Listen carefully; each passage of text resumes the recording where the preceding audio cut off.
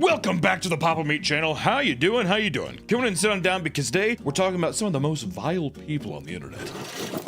Influencer parents. A while back, we did a video on the notorious Ruby Franke and her family vlog channel, 8 Passengers. We did it with my mom, and it was something that I found extremely fascinating, and it just made you sick to your stomach that somebody could basically prioritize content over their children. Not me and my kids.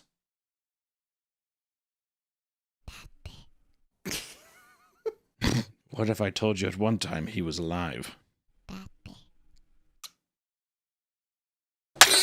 Shit. If you don't know Ruby Franke, she made the national headlines for essentially torturing her kids behind the scenes, leave her trapped up in a house. It's fucking gruesome. There's been documentaries about it. Real fun stuff. I mean, what seemed like a happy, loving family on camera turned out to be a home filled with abuse and fear. I'm only gonna say it one more time, and then you're gonna lose the privilege to eat dinner.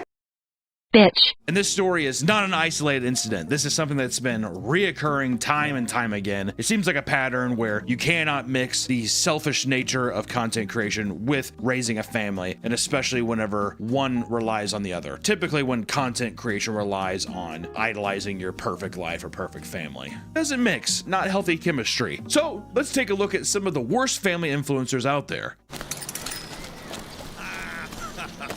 Starting off with Allie Ray, who, starting off fresh, home run swinging here, nearly killed her baby in the NICU because she was starving for a sandwich. Not the baby, Allison Ray. This controversial mother is a TikTok live streamer who is part of a niche online community called BegTalk. Like and subscribe. Smash that bell. Give me money. Which BegTalk is where they spend all money. Which BegTalk is where they spend all day on TikTok begging for money. There's a lot of people that do it. Basically, people just being live, gassing people up to just throw money at them for virtually doing nothing besides sitting and having a camera that is live. And of course, getting pregnant gave her the perfect excuse to make content and beg for money on live streams. Later revealing it wasn't an accident, but a plan to trap her 19-year-old partner. Lucky dog. She's got like all the plays: begging, entrapment, She's like family talk. She's like King Griffey Jr. in 1997, dude. Unstoppable.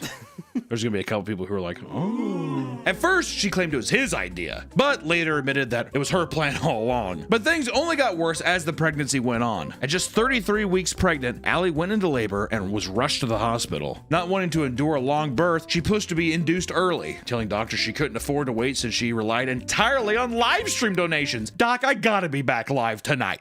Can we squirt this thing out quick, please and thank you? Just shoot me up with some of that juice. Shoot me up through my spine with some of that juice and fucking get a coat hanger and start pulling, dude. All right? And after a few days in the hospital, Allie delivered the baby, and it was immediately rushed to the NICU and put on multiple breathing machines and monitors because it was delivered so fucking early. Had to monitor it. Well, she was live on TikTok saying like, I thought 33 weeks was when babies are born, not 38. I don't know, maybe somebody who's educated on this can explain this to me, but like, what's the difference between delivering at 33 and 34 weeks? Because either way, the lungs are not fully developed until 37 weeks. And her doctor was like, let's try to make 34, like really trying to push it. Why don't we just keep threading that needle of like maybe 35, you know, that kind of thing. One would think that a new parent would be freaking out over their newborn's condition, but for Allie Ray, that was far from the truth. She was happy not to be pregnant and was live on TikTok. Thank God. She was reading comments and accepting roses and galaxies in the NICU. And people were already appalled by the behavior thus far, and she was already receiving a ton of hate for it. Nothing could have prepared viewers for what happens next. Sorry. While live streaming herself holding her daughter, Allie did the unthinkable. Since her baby daddy wasn't there to help out in the hospital room, she unplugged her baby from the breathing machine and monitors to get the attention of a nurse so they could bring her a turkey sandwich.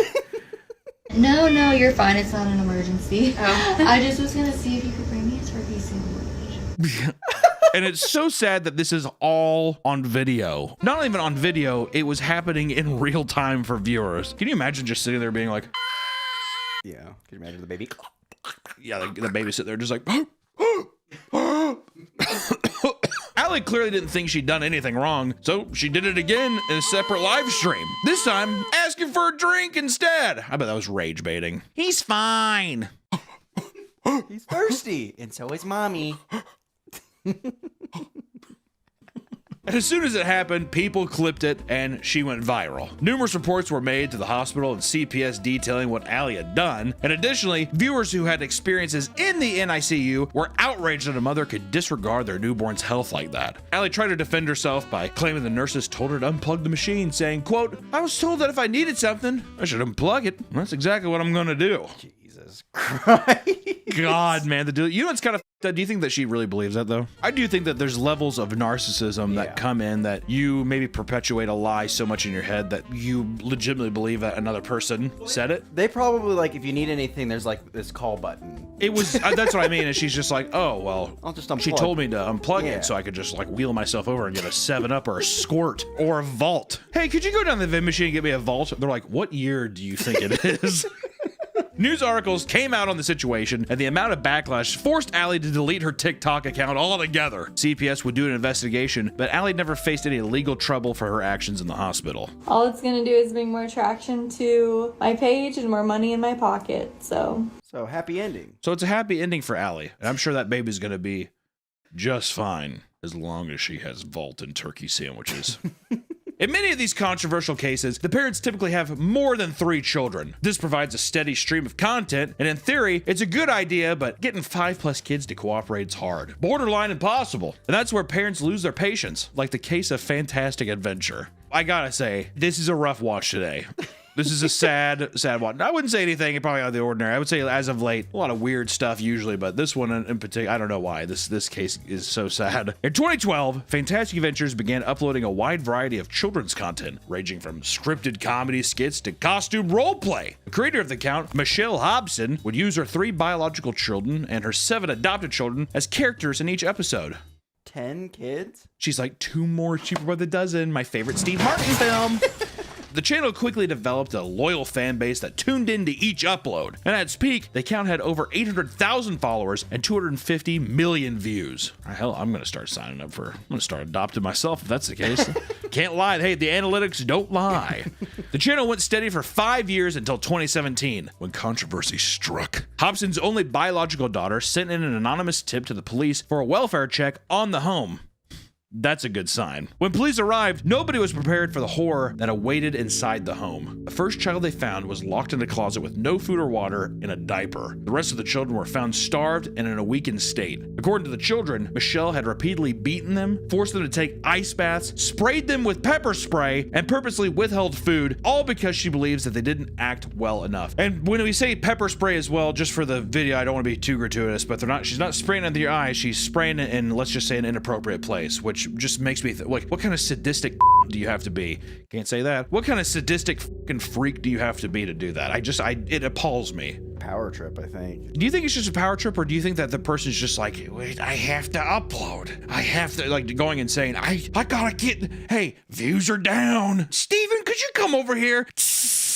Well, it's one of those things because she's saying based on poor performance. It's like she's like a theater like person. Well, that's what I mean. Based on poor performance, do you think she means like view-wise, or do you think that she's just like, you guys aren't trying hard enough? I think it's you guys aren't trying hard enough. Yeah. See, that's what happened in the Ruby Frankie thing too, when she's like, you need to smile and say this, and they're like, can I fucking do anything else right? You know what I mean? Yeah. Brutal, bro. The children were also found to be developmentally behind because they hadn't attended school in years and instead were kept at home to film and act in YouTube videos constantly. Whoa! And as soon as these conditions were discovered, the children were removed, and Michelle and her 2 older biological sons were arrested. The 2 sons were charged with failing to report the abuse since they allegedly knew what was happening in the house, but the charges were later dropped because there wasn't enough evidence to support them being a part of it. It's kind of like Ruby Frankie's husband. Well, I've always been confused about Ruby Frankie's husband because I'm like, what the fuck were you doing? What I don't understand is he's like, well, she kicked me out. I'm like, you didn't want to check on your kids once?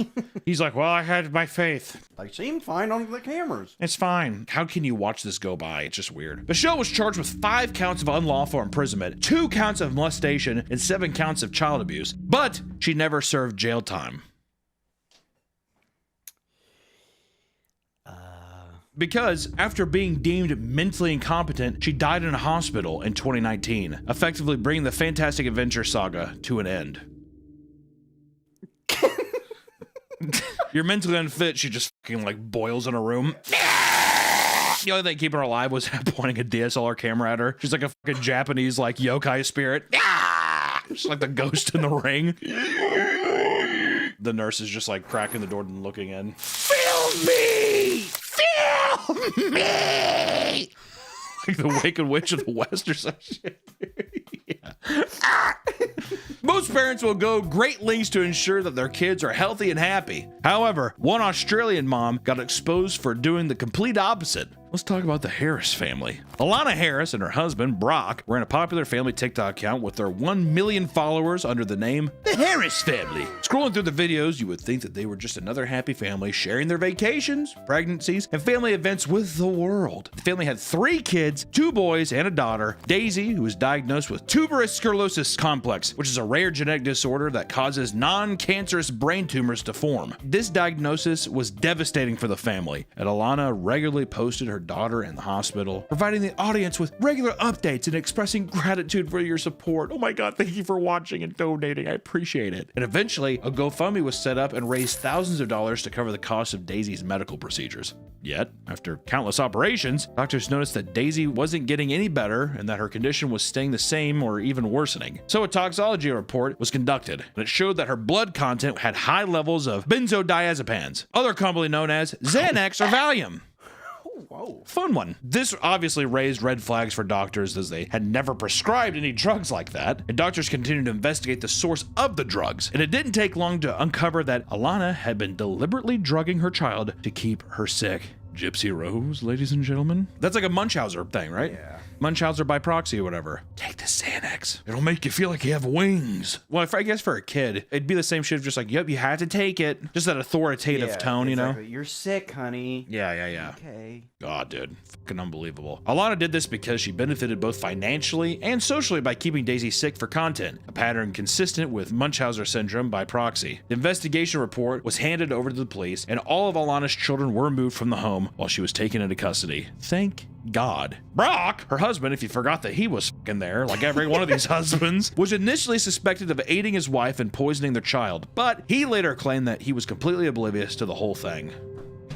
I hate that. I fucking hate that. Here's a quote from him. I had no idea about what Alana was doing to Daisy. I pushed her for these surgeries because in my heart, I felt it would help. But I didn't do a single thing to put. It's him just being like, he's on his lazy boy watching TV. Babe, we should do that. Am I out of line by just being like, what the fuck are you doing? Well, there's definitely is like a disconnect, but I could see it. A being- disconnect?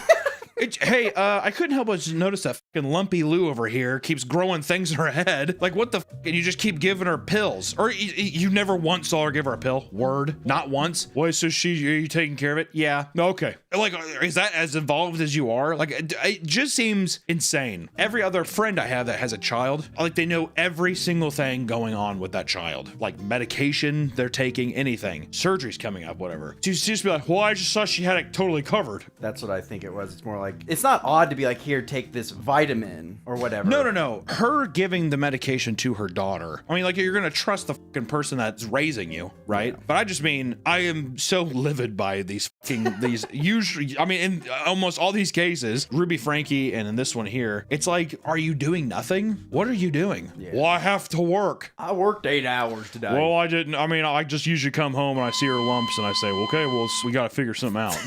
Well, I get sleepy and I go to bed. I mean, does that not sound ridiculous, dude? It's emotional. Like, you see your child lumpy and you just kind of want to disconnect and... Oh, do you think that's what it is too? You're just like, I can't deal with this. Yeah.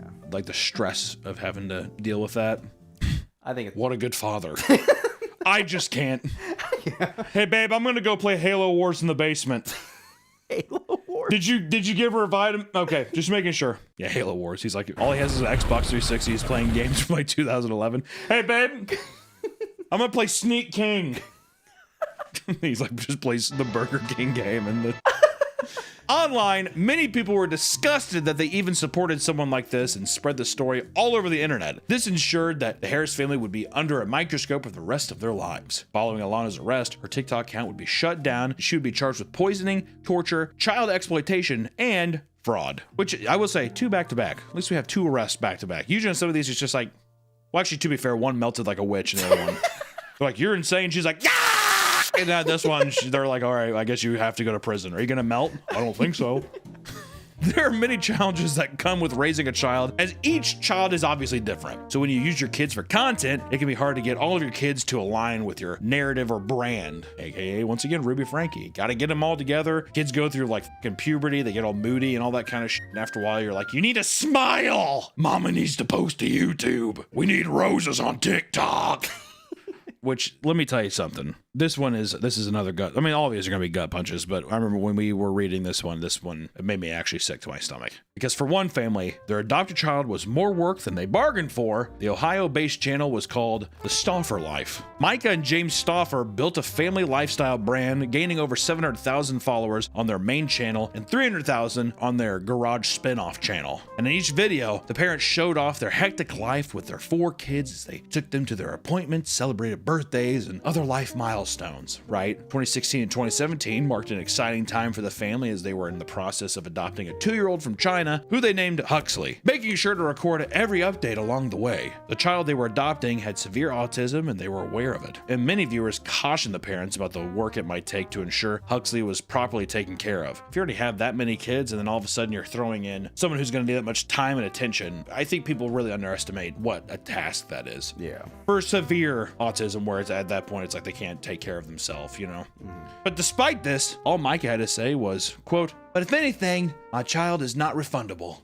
Yet, that's exactly what she did. In 2020, fans began to notice that Huxley stopped appearing in vlogs shortly after a video would be posted answering their questions. After only 3 years of living with the Stauffers, Huxley was sent to a different family within the United States. The reason why Huxley wasn't in the videos is because, like the comment said, they were unprepared for how much work it would take to give Huxley the proper care. And in a now deleted apology video, both Micah and James tried to claim that while they were aware of Huxley's special needs, there were still a lot of unknowns surrounding the conditions. Do I feel like a failure as a mom? Like 500%. And fans were outraged at Micah for exploiting her special needs child for views and began turning against her. And fans also created a change.org petition to remove the Stauffer's life's monetization, to which they succeeded. They cut their fucking money. The one-time change.org. Yeah, the one-time change.org does some shit. Though the Stauffers were never legally charged with anything, their lives and online reputation have been completely gutted because of their greed. Which I want to say too, first off, knowing that a child that's going to need that kind of attention is coming and you're like, yep, I'm totally fine with that. And then to later spend years with a child developing a relationship and then just be like,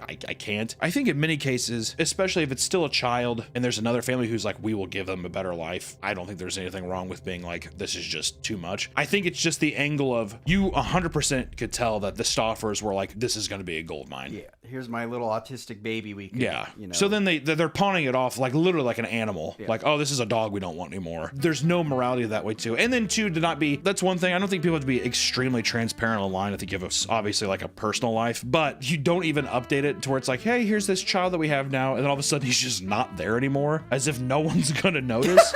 It's insane. It's just, it's fucking gross. It's gross because I look at it the same way like rich people would buy like, I don't know, an expensive car. Yeah. Or something. Well, I like the model, but I just want something new. It's like that. It's that hands, like it's, I don't know. All narcissists, right? I think all content creators are. They have to be to an extent. But I think I probably am too, dude. Not us. Probably us. Probably. Sorry, dude. I fucking suck too. I don't know what I'm supposed to tell you. I haven't adopted a Chinese severely autistic baby though and pawned it off on somebody else, so I don't know what I'm supposed to tell you. The only Chinese baby I have is Modine. Danny, want to give Danny a kiss? Oh. He gave him a lot of vault earlier, so he's... There it is. Oh my God, Jesus Christ. Get it out of here. What the hell is wrong with you? Religion plays a big part in a lot of families' lives, with faith being the glue that holds them together. One example of this on social media was our unique family. Very culty vibes. Our unique family, yeah. Our unique family. We are chosen by God. Which it was run by a rabbi and his 9 adopted sons. It's just, I was just like, this is me and my boys. Run by a rabbi and his 9 adopted sons, the TikTok account proudly showcased their Jewish faith, sharing family-friendly content that entertained over 300,000 followers. Chaim Cohen was seen as a righteous man for adopting these 9 boys and giving them a better life outside of foster care. They lived in a huge house, were homeschooled, and seemed to have everything they could have ever needed. But this image would come crumbling down when his 18-year-old son called into an Atlanta podcast and revealed what was truly going on inside the house. According to the Sun, Chaim had been abusing and neglecting all of his sons for years. He repeatedly withheld food and locked them in their room until 4 p.m., only to abuse them when they were freed. And after the call to the podcast ended, police went to Chaim's house, removed all the children, and took him into custody. When questioned by police, it was discovered that he had been lying about his identity and faith the whole time. That's so crazy, man. That's so fucking crazy. Chaim changed his name in 2009, around the time he claimed to convert to Judaism. He wasn't even a real rabbi, and his claims that his kids come from Jewish families was false too. As soon as they moved in, he changed their names to sound more Jewish, just like he had done with his own name. He also made them grow side locks to fit into the online narrative and just kind of the general look of the people that would be watching Jewish family vlogs, you know. And on top of that, right around the time this all came out, he had started to appear on camera in a wheelchair and an air mask. Yet when he was taken into the hospital, doctors found that there was literally nothing wrong with the fucking guy. In the end, Chaim was sentenced to 135 years in prison for multiple counts of child abuse and one for injuring a child, with the judge's final words to him saying, quote, "You're gonna die in prison," which is so fucking sick, dude. That's the only time I ever envy being a judge, is when you get to really just fucking put that nail in that coffin. Hey, guess what, Chaim, or what are the ghoul, or whatever the fuck you want to be called? Bye! Boom! That's what I do too. And I'd be like, you know what? On the way out, break his ankles. That's the kind of judge I'd be. Break his toes. Recess and we'll break his toes. Hit him. If anybody opposes, I'm shooting you in the chest. Judge Angog. That's my show. I'm Judge Judy's fetal alcohol syndrome child. All of Chaim's social media accounts are still up but haven't been touched since the arrest in 2023, except for his website, which turned into a Singaporean online casino.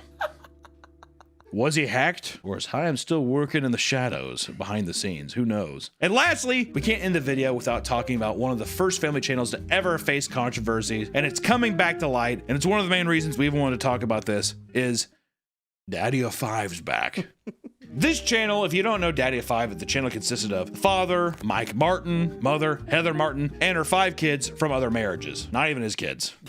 Maybe some of them are, I don't know. It's a whole hodgepodge. It's a hot potato situation is all I gotta say. Like most family channels, they posted vlogs on their day-to-day life, jumped on viral trends like the, 1,000-degree knife challenge, and tried to record their day to life as much as possible. Just regular bullshit, following trends, yada, yada, yada, YouTuber bullshit. All of these videos performed well, but what really brought in the views were their pranks, which eventually became the majority of their content. Videos like Dad Stink Bombed Son's Room and Silly String Wake Up Prank were some of the more tame pranks that drew in millions of viewers. However, as more people tuned in, it became clear that many of the pranks were not so harmless. More often than not, the pranks involved a child getting hurt or extremely upset, usually at the hands of the parents. One of the younger children, Cody, was specifically targeted in most of these pranks. And there's a lot of things too, man. It's kind of fucked up. I mean, I think that they've even said recently where it's like, it was all fake, blah, blah, but some of these videos, it's like the kid has a busted lip. I mean, in the video, you see him getting pushed down by his other older, bigger brothers and stuff, and the dad just laughs or the mom just laughs. It's fucked. Like, there's no other way to say it. It's all fucked up. And in 2017, the channel uploaded a video titled Invisible Ink Prank, which would get them in serious trouble. In the video, the mother poured invisible ink on the carpet in Cody's room, leaving stains, and blamed it on him. Both Heather and Mike screamed at Cody to the point where he became visibly distressed and started to cry. This went on for 5 minutes, and once they revealed that it was just a prank, nobody except the parents were laughing. Many people were upset by the prank, believing it had gone too far, and clips from the video went viral and made national news, prompting an investigation into the family. And a few months later, Heather and Mike took on an Alford plea, meaning they didn't admit to guilt, but agreed that there was enough evidence to convict them. With this plea came 5 years of supervised probation, and both Cody and his sister Emma were given to their biological mother. After the controversy was over, the family had attempted numerous comebacks to no avail. Mike Martin started a music career in 2019, releasing 2 rap albums, 2 heavy metal albums, and he also posts vlogs, slam poetry, and boomer-style reaction videos on TikTok. Hating so much that I'm levitating